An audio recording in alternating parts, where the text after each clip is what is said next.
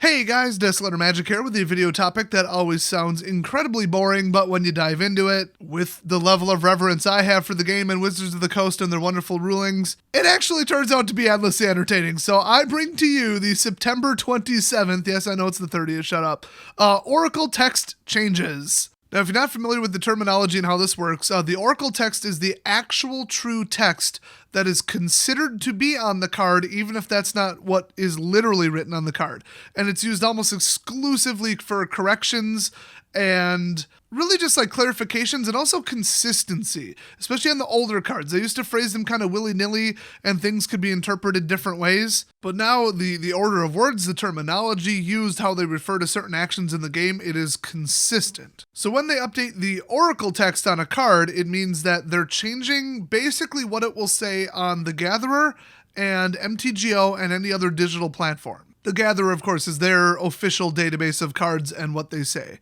and the rulings about the cards.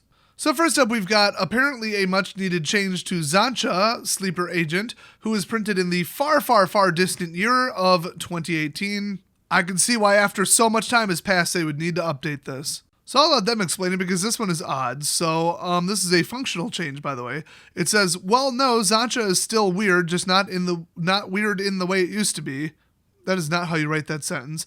Previously, Xantcha's Enter the Battlefield replacement effect created a control change effect instead of simply having it enter under a different player's control. And I will say, for the purpose of triggers, that is extremely important. So then, in Ravnica Allegiance, they had a very similar card, Captive Audience, come out with the phrase, Captive Audience enters the battlefield under the control of an opponent of your choice. So one's like a before and after effect, like a bang bang 1-2 instantaneous thing, and the other one, it just is correct in the first place. So Xantcha would technically briefly be under your control and then change control to an opponent's control. And I assume there's some messed up stuff you could do with that, and that's what they were preventing. They didn't say anything about this, but theoretically, in response to that triggered ability on the ETB, you could like sack it, which you wouldn't be able to do if you don't own it. Now, they cited a slightly different problem. It's about in multiplayer when somebody loses the game in like a commander game. So as they put it, Captive Audience came along with new wording with a functional difference because there's no gains control effect to end if a player who controls Xantcha and Captive Audience loses the game. Captive Audience is exiled, but Xantcha goes back to its default controller. And yep, that is how that rule works. So after Pendant of Prosperity came out, 2 cards used the streamlined wording, so we decided Xantcha should follow them instead of being a rebel. Wow, what witty language put into this technical document about rules. I'm glad you're getting so much professional usage out of that liberal arts degree that you almost definitely have. So the first line is what changed here. So the old as printed on the card text was as Xantcha Sleeper Agent enters battlefield, an opponent of your choice gains control of it. The new Oracle text update is Xantcha Sleeper Agent enters battlefield under the control of an opponent of your choice. By the way, I just realized that it's not even technically a triggered ability, it's like a no action ability.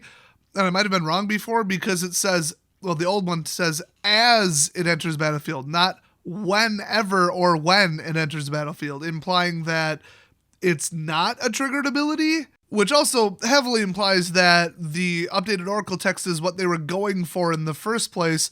And so his claim that they only changed this for consistency to match other cards may be correct, but I don't know. Like, if it says enter the battlefield, then do something, in my opinion, that's a triggered ability, even if they put the word as in front of it. But I'm sure all the judges are already leaving angry comments about how I'm wrong, and they're probably right. But maybe you should be more worried about your background check than what I'm saying in a YouTube video. So, number 2 on the list, and this one really pisses me off because I knew they were going to do it. I completely disagree with doing this at any level, but they're doing it.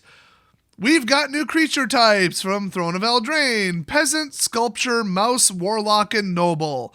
Of these, only 2 have been issued back to old creatures. 1 creature became a Warlock, Dread Warlock, for obvious reasons. Now see, that one I agree with, but still, the card Dread Warlock says Human Wizard. Nowhere on his subtype bar does it say Warlock, so if somebody pulls it out and says, well, obviously it's a Warlock, look at the name. I'm somewhat sure that at some point I saw something that either clearly was a dragon in the artwork, that I am sure of, or had the word dragon in the name of the card and did not have the subtype of dragon. So you can't just say, well, in my personal opinion, this appears to clearly be a dragon.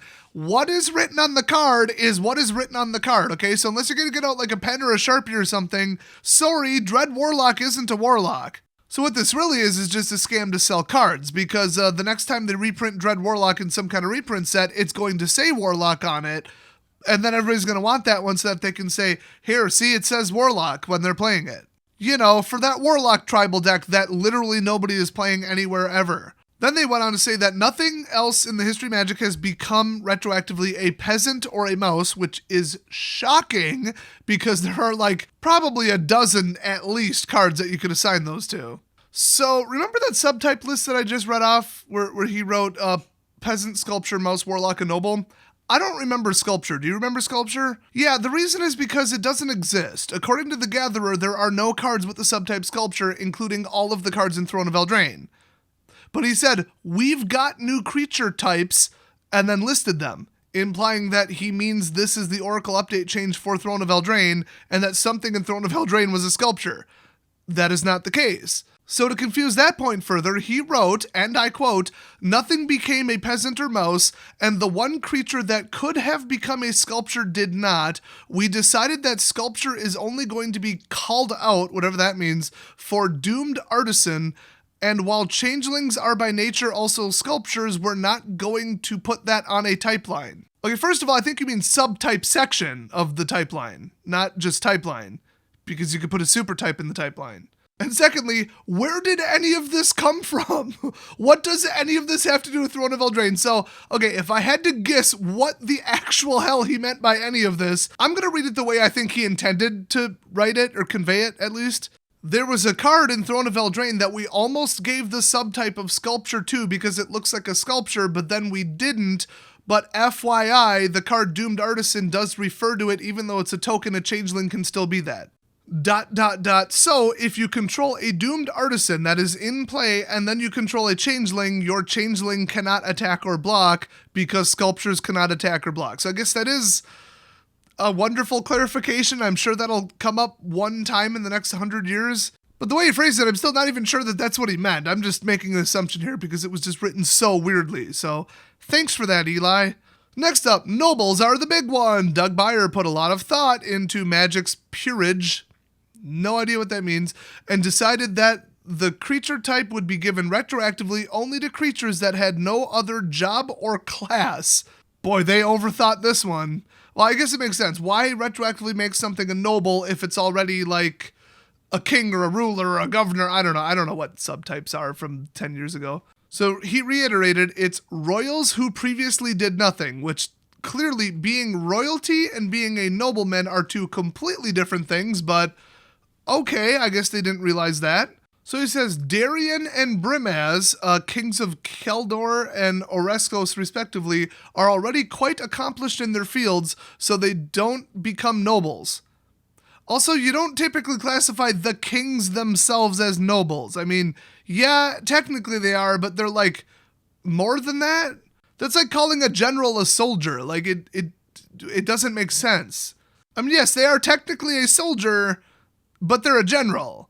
Kind of overrides it. Like, oh, they're a nobleman. Oh, and did I mention they're the king? So I do agree that that doesn't make any sense, but neither does anything else they said so far in this paragraph. So naturally, the next sentence is non-aristocratic, which I don't know what they mean by that, but non-aristocratic nobility didn't get the noble type. So I'm going to focus in on the nobility didn't get the noble type, because that makes all the sense. So, sorry, Goblin King, which is arguable, especially given the artwork, Sliver Queen, okay, now I think I know what they were getting at, and Prince of Thralls are not getting noble, because I guess, see, that's where the Goblin King doesn't fit in. Goblins have like a hierarchy, and they have kings, and they probably have like courts and soldiers and militaries. Like, what about that is non-aristocratic? But then Sliver Queen, okay, they're basically just animals, and then Prince of Thralls, he's just some kind of, I don't know what the hell, is a demon or something? So I guess what they meant was like non-governmental structure nobility that are noble in name only. They're not getting the subtype.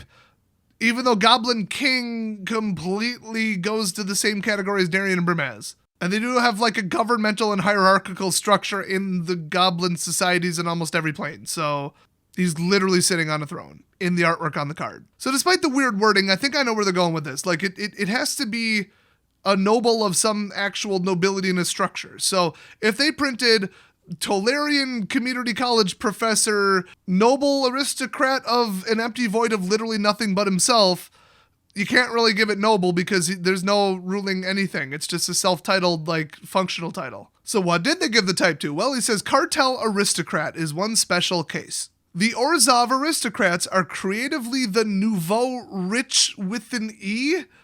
Nobody speaks French, Eli, shut up. More than titled nobility. It'd be defensible to make it a noble, but we decided it shouldn't. Okay, I did not see that twist coming. Except that I did because, so they called themselves aristocrats because they're extremely rich, and that's it. There's no nobility or royal or anything at all. There's no structure there. There's no king, queen.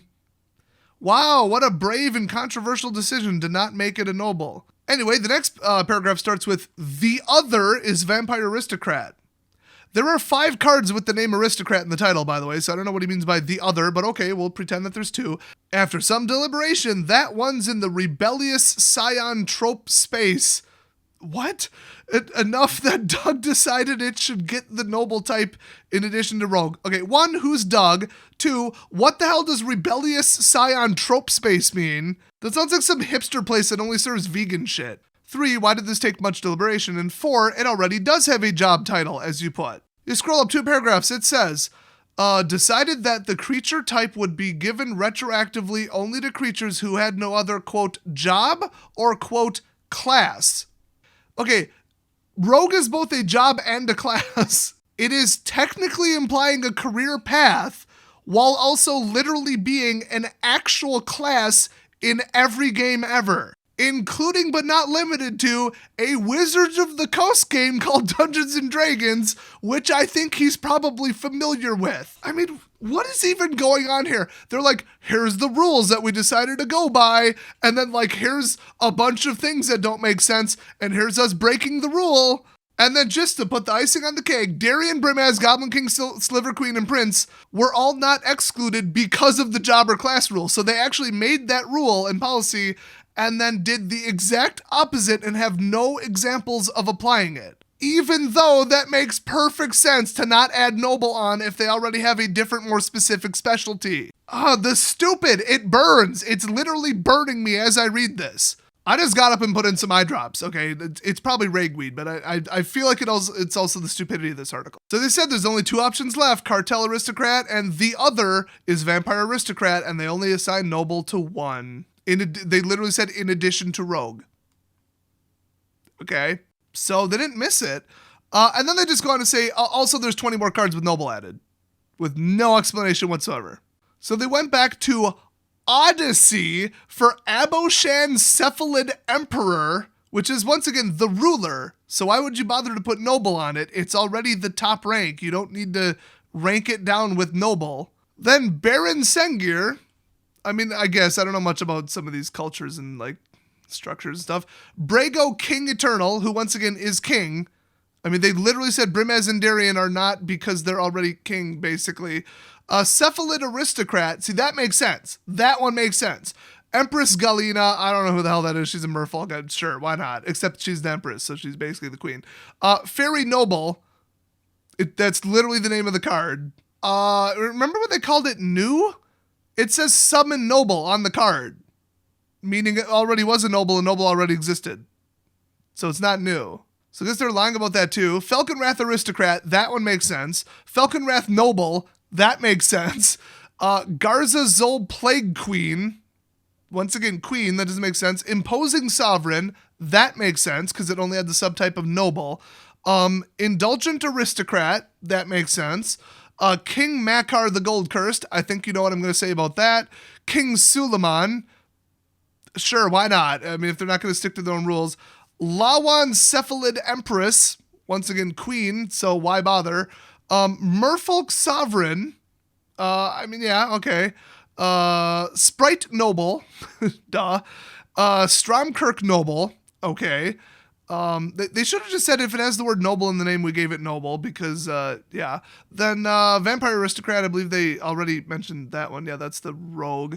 Vampire Noble and Vampire Sovereign. So a lot of those do make sense. Like Vampire Sovereign, it just says creature vampire, but clearly that is either relative of the royals or another ruler associated with the royal ruling class. That's what a noble is. Actually, I think it does imply blood relation. I don't remember, whatever. But yeah, a member of the nobility should be type noble, especially if it's like Sprite Noble or Vampire Noble. Like, duh. But assigning it to kings and queens, I mean, they're not wrong. It's not inaccurate. It's just the strangest way to describe it and title the person. But they did stick to the job rule, so a lot of these are just vampire, human, merfolk, that's it.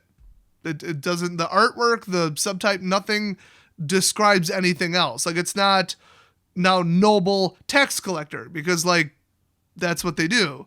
I mean, you're not going to say, oh, well, Falcon Wrath Royal Department of Motor Vehicles Supervisor, you don't need to add noble to that. They've already specifically said what they do within the nobility. That's their job. You don't need to go broader and say, oh, and noble, by the way. At least by their own rules, unless, of course, you're a rogue, then you can also be a noble rogue, too, which makes no sense. So anyway, moving on from this absolute bollocks, we have the final functional change, Dwarven Song, and its friend from Legends, I don't know what they mean by that, went from a whole paragraph of text to one simple sentence. However, along the way, one little detail changed. They went from targeting one or more target creatures to any number of target creatures. We've restored the printed text counting system to start at 1. Sorry, I don't know the history of Oracle text changes throughout the last 2+ decades to cards printed in Legends, but I assume what he's meaning to say, once again, you have to assume because he's not going to write it, is the Oracle text was changed in the past and now they had to revise it because they got it wrong. Is anybody surprised? And yeah, being able to target 0 and having a mandatory target of 1 are two very different things. And this is a 1-cost red instant, so like, this is important. So it used to say, changes the color of one or more target creatures to red until end of turn. You choose which and how many creatures are affected. Cost to tap, maintain, or use a special ability of target creatures remains entirely unchanged. So they shortened that originally in the first Oracle text change, or the second most recent, I guess I would say. Any number of target creatures become red until end of turn. Simple. But the card said 1 or more. So now they're changing the changed Oracle text to an updated Oracle even more text of 1 or more target creatures becomes red until end of turn. Which I gotta say, that's closer to what's actually written, and what's written is just practically reminder text, so at least this one's not that confusing if you're just referencing the card as it sits in front of you. So that original Oracle text was the official way to play this spell up until recently. So you gotta wonder if somebody did something degenerate at a tournament with this and said, oh, I'm just gonna target nothing, despite what the spell clearly says. So now they changed it. And then there's the Grand Calcultron, which is not legal in any format. So they've made an Oracle text update to casual, which by definition is whatever the hell you want. You can do whatever you want. Wizards can't tell you what to do. Also, the card's from an unset, so that alone is hilarious. But just wait till you see what the change is. Here's one of the strangest Oracle updates to date. The Grand Calcultron was intended to be playable as your commander for an Order of the Widget silver-bordered commander deck, which, by the way, isn't a thing. You'd have to build that yourself. That never actually existed. One glance at the text box says, there's no way the Grand Calcultron, I'm never going to be able to say that correctly, can be your commander, would fit on the printed card. The initial solution was to just say that this is true in its Gatherer rulings, but that's more arbitrary than we like Gatherer rulings to be. Oh, have you read some of them? Really, I find that hard to believe. So this is not what we would ever do with black bordered cards, but for silver border, we decided to add the ability in Oracle so that the ruling isn't entirely baffling. I'm baffled by why putting it in one place other than another makes any sense in the first place. It's easier to visually catch as a ruling. But then again, the rulings are clarifications of the rules and how the rules apply to this card. So you can't just make something up that isn't on the card. There is no rule that specifies this can be a commander. So actually, no, you can't put it in the ruling text. I do agree with that. I just don't agree with the reasoning behind here. So they are adding the phrase, the Grand Calcutron can be your commander, to the official Oracle text on that short novel that is the text box. Then he says, and I am paraphrasing here, that they thought about doing the opposite because it would be like purposely confusing. And that's like the point, because it's an uncard. He just broke like the fourth wall, the fifth wall, the sixth wall. He's in a different dimension right now. So then he ends with, again, please note that this is not something we intend to do in Black Border Magic. We recognize that this is a fairly extreme change to the card text. Yeah, and even then, it's only happening because the Can Be Your Commander ruling has existed for the card's entire life. Oh, that I didn't realize. So why did he say we decided we can't put it in a ruling, we put it in the Oracle instead, when it already has been a ruling? And then they said they almost made it a ruling to confuse people on purpose, but then decided that would be stupid and switched it back? And then he ends with Sorry Nephilim. Is that a card? Is that a subtype? Is that a different game? Is it referring to me as the reader? Is he an Exile 3 fan? Oh, I thought there was only 3 changes, but no, it keeps going. So next up, non-functional. I still don't get what functional and non-functional are, and I don't care at this point. I'm so confused by this bullshit. A number of cards that care about what mana was spent to cast that card or what cost was paid to cast it have changed to use the phrase this spell instead of the card's own name. I wouldn't even mention it here except to point out that none of these changes are functional changes, so don't worry if you see it. Oh, good, I was gonna worry. Now, I've stated this on multiple occasions in multiple videos, okay? I think they should use the phrase, this spell, instead of the name, because, like, the official rule is whenever you hear a card refer to itself by name, what it actually means is this instance of the card or this spell if it's on the stack. So it already means this spell, so now he's saying that they changed it to say this spell, but not on every card, only on cards that care about the mana that was spent to cast it? But I guess not ones that refer to the CMC, because the CMC is whatever cost you paid to put it on the stack. We already knew that. And don't worry, if you want a card example for clarification, he gave exactly dead-ass 0 examples. I can't figure out if this article was written by a child or like a moderately intelligent monkey. Next up, another non-functional change. So it doesn't change the way a card works. It just changes the way that cards confused people. I believe that's what non-functional means, I guess, in context. 3 cards in Throne of Eldraine leave off their food reminder text so they can fit within the text box, but they regain it in Oracle to be helpful. Wow, he's taken non-functional to brave new levels. Here's a thought. For all Oracle text on every card ever printed, why not put any relevant reminder text? You know, because if I'm already looking the card up, I probably want to know what it does and how it works. I don't want to look up a card and then read its Oracle text and then go look up what the mechanic does on some wiki somewhere. So the cards affected are Oko, Thief of Crowns, Curious Pair, and Feasting Troll, who just had too many words. Next up, they made quite possibly the least significant change I've ever seen in my life. Slaying Fire is phrased one way, and that's from Throne of Eldraine, so Cackling Flames, which uses Hellbent, they now not added or removed the word instead, but moved it. And technically, they made the card more vague. So the original line on the top, and they didn't change this, was it deals 3 damage to any target. Cool. Then Hellbent used to say it deals 5 damage to that permanent or player instead if you have no cards in hand. But the new Hellbent is it deals 5 damage instead if you have no cards in hand. So they took out the words to that permanent or player for some reason. So after making the card more vague and less, like more open to interpretation, less direct, he reminded people, this isn't a functional change. You can't change where the damage is going. So it still has to be permanent or player, but they felt the need to remove that phrase for some reason. Well, it's not very often that they make the Oracle text shorter by removing information to make it purposely more vague. So just weird changes here. Just absolutely weird. But, whatever. I mean, I know you guys are just here to see the noble list, so whatever. Have fun with your merfolk cephalid vampire noble subtype deck that does literally nothing because all these cards suck. So thanks for coming with me on this journey through useless, worthless crap that means nothing in any gameplay you will ever possibly do. I'll see you guys next Oracle update.